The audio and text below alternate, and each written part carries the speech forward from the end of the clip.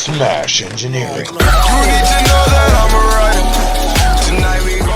Alright, welcome back to another episode with Smash Engineering. Here I made a swivel out of a 4-inch square tubing.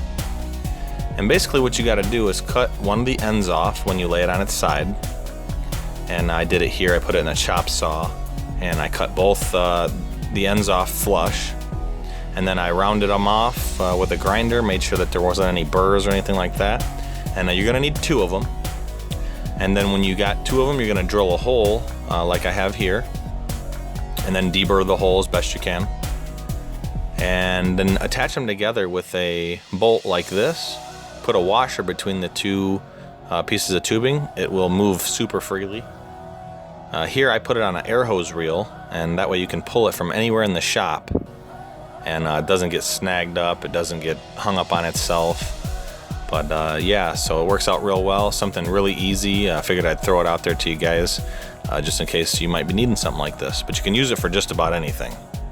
So if you're liking what you're seeing, smash that subscribe button for me. Leave me a like, throw me some comments.